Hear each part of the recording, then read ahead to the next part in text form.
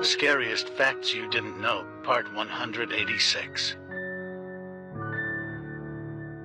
After watching a documentary on a serial killer who tortured and killed women in the basement, a woman realized that she was actually living in the same apartment and street. Lewis, a woman signed a lease contract for an apartment. Soon after moving in, she watched a cold case documentary about serial killers that was being aired on the local TV channel. While watching the documentary, she realized that the house she had rented was actually the one which was used by the serial killer Maury Travis as his torture chamber for women. Even the dining table was the same that was being used in the crime scenes. She pleaded with the landlady to break the contract, but she didn't budge. Street. Lewis Housing Authority intervened and helped her discontinue the lease with the landlady, who was incidentally the mother of the killer. Have you heard about the horrifying death of Margaret Sumney? Let me tell you the chilling story that will make you wonder what really happened on that fateful day in September of 2019. Margaret was the mother of David Sumney. Ellen, David's brother, was calling family members to inform them of the death of her uncle. When she was unable to reach Margaret, she reached out to David. Ellen let David know that she was unable to reach Margaret. David said that he was at his mother's house that day, which Ellen thought was strange considering that David had assaulted his mother multiple times. Ellen asked David to put Margaret on the phone, and David insisted that she was sleeping. Ellen continued trying to reach Margaret throughout the day, but David continued telling her that she was sleeping. Ellen was so worried that she alerted authorities. She later found out that David killed his mother and shoved her into a bathtub. The most horrifying part of this case is that David took over 200 photos posing with his mother's body. Margaret had multiple fractures in her spine, ribs, and many lacerations throughout her body. David was arrested and pleaded guilty to third-degree murder. Killers That Got Caught for Being Stupid, Part 3. And this is a series I've been doing, so make sure you follow along. I just felt like I had to make this video, but we're gonna talk about this guy right here. I remember when the Idaho tragedy first happened, there was this idea going around online that some criminal mastermind had done this, that it was a serial offender that was never going to get caught. When in reality, no, it was just done by this dumbass. And you could tell that he thinks he's the smartest guy ever, but we're here to knock him down a peg. For one, Brian had his phone on him the entire time he was casing the house leading up to the crime and for most of the night he committed the crime. And when the cops got his phone records, he literally drew a map of him driving straight to the crime scene that night. And the reason the cops had enough evidence to grab his phone records was he left part of the weapon he used in the house that night in a room that he locked behind him. So even if he did realize he had left it there, there was no way for him to retrieve it. And he walked straight past one of the surviving roommates, somehow without seeing her, and she was able to give an exact description of him to the police. And the police went to go question Brian because they knew he drove a white Elantra, but the first thing they noticed was that he had the bushy eyebrows that the roommate described the person in the house having. So the next time you see his stupid photo and hear, oh, he was a PhD student, he was learning how to commit the perfect crime, no.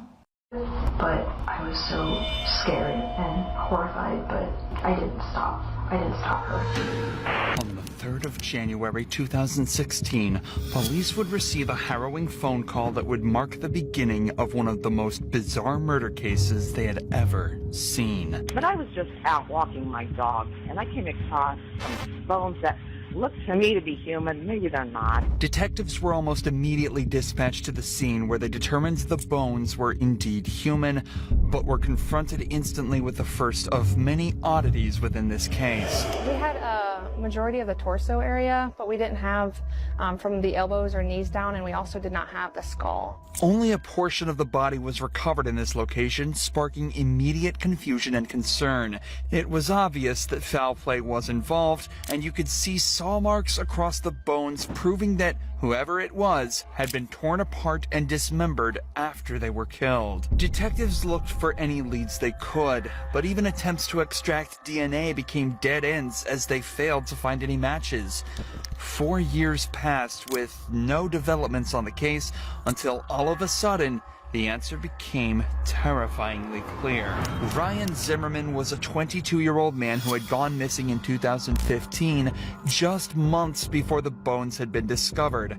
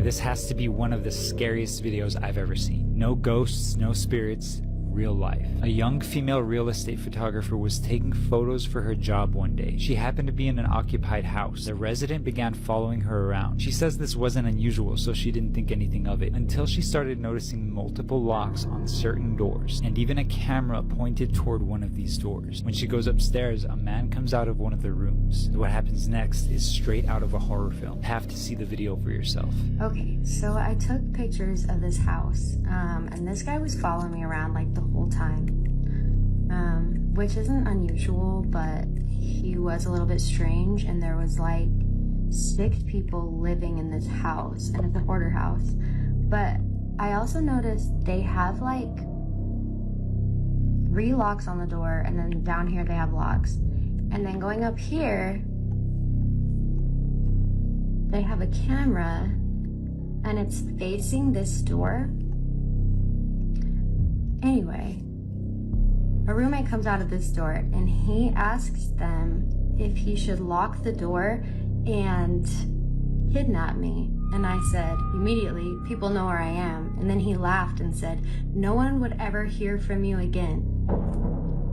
Bro, I did not even finish this house. I immediately left. I was like, nope, dipped the out.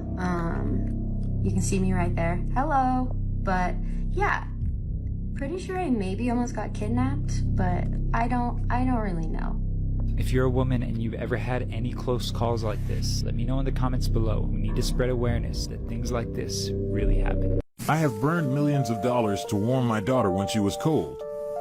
I am Pablo Escobar, born on December 1st, 1949 in Colombia into a poor family. I began my criminal career by stealing cars and selling smuggled cigarettes. In 1975, after failing university, I ventured into the lucrative drug trade. I was first arrested in 1976. I attempted to bribe the judges to avoid jail unsuccessfully. Consequently, I orchestrated the assassination of the 2 officers who arrested me. In the 80s, I founded the Medellin cartel in Colombia, dominating the global drug trade. I became one of the richest men in the world. My life of crime was marked by significant milestones. In 1982, I was elected as a deputy to the House of Representatives due to my popularity among the poor, whom I supported with my social works. However, my election was invalidated due to illegal campaign financing.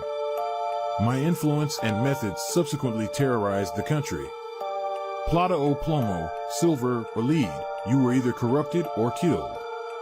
In 1985, while the Supreme Court was considering possible extradition, I collaborated with a left-wing guerrilla group, M19.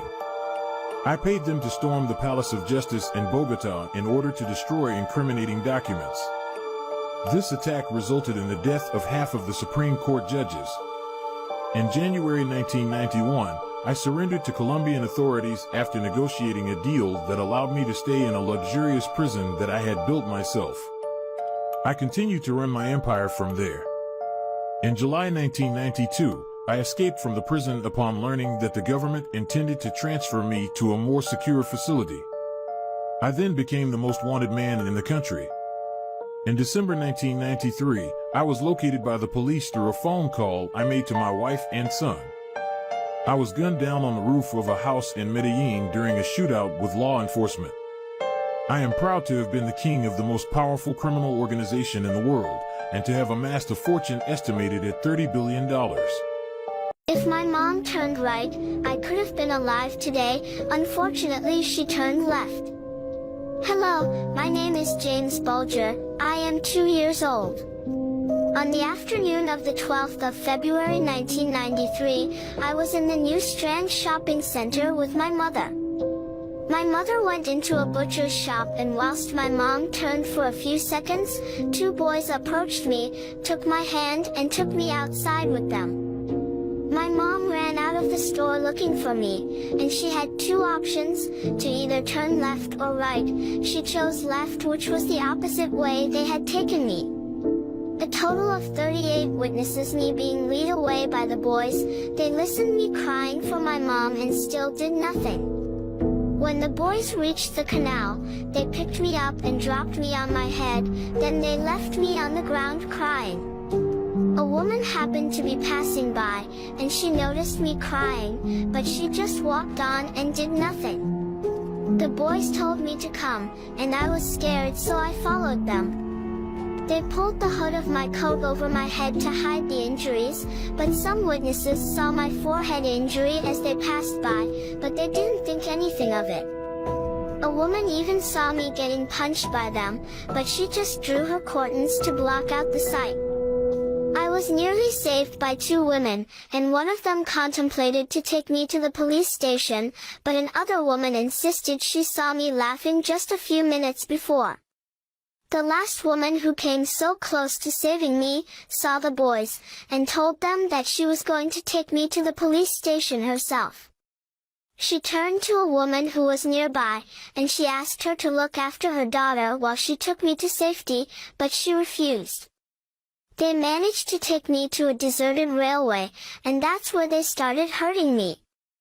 They threw the blue paint on my eyes, they stamped on me and kicked me. Then they got bricks and threw them on me. They then hit me in the head with an iron bar. I was so badly beaten that they couldn't even determine what the fatal blow was. They even put my lifeless body on the railway and hoped a train would make my death seem like an accident. After looking more into Ryan's case, detectives realized they'd made a vital mistake. But as soon as it came on my radar, that was what I realized: we had never gotten DNA from his family. Detectives quickly gathered new samples from his family and discovered that the bones discovered 4 years earlier were indeed his. This prompted detectives to look deeper into his case, where they realized that he had been hiding a secret from his family that eventually had led him directly to his death. He had made a post on Craigslist personals, so he was looking for more of someone to take care of him. Was he interested in transitioning to being a woman? He started looking into some of it, such as the hormone therapy. He also would go shopping for different female clothing. Ryan's social media and internet activity revealed that just a few months before his disappearance, he had met someone online by the name of Corey Buzzard. Ryan moved from his home in Kentucky to Corey's house in Ohio alongside two women named Sarah and Naira. Ryan did his best to fit in with the other couple, but found himself often clashing with Naira due to their differing views on who transgender women should portray themselves. She felt that if you wanted to be a female, you needed to portray yourself as a female and not let anyone else know otherwise. But for the first month or so, things went fine until in late September, things would start to go drastically wrong for Ryan. Corey broke up with him and told him he had to pack up his things and move out of their shared apartment. Ryan begged Sarah to let him stay, but he was told that he was only there for Corey's purpose and that he needed to leave. But it later turned out that it wasn't that simple. Far from it. The entire time Ryan had been living there, Naira had been developing a fantasy about killing him and decided that his eviction was the perfect time to turn it into a reality. Sarah spent some time talking these through with Naira, originally taking them to be jokes, but allegedly became concerned after she started collecting tools and became more intricate with the plans. I tried to talk her out of it calmly at first, and then I started getting a little hysterical, and she told me that if I didn't help, that she was going to do it anyway, and that it was going to be a lot messier and a lot harder to get everything done by herself. She said that she would just give me a small role to play, but she would do most of the heavy work. Sarah goes on to explain that she was extremely concerned but didn't call the police out of love for Naira, and that she would have felt like a horrible person for ratting someone out that had helped her through so much. In her mind, it was better for her to kill Ryan than to break up with Naira, and so she agreed to team up and help her. She had a rag that she dipped in bleach, and she had a bottle of vinegar next to her. I guess they had some kind of chemical reaction and released some kind of poisonous gas. I don't really know. So when Ryan came out, I jumped on him from behind. Naira came in and straddled him and then pressed the rag over his face. When he started making these guttural gasping noises, Naira let me get out from under him. I curled up in the office and cried. I wish that I didn't have to do it, but I was so scared and horrified, but I didn't stop. I didn't stop her. Sarah and Naira then dumped his body.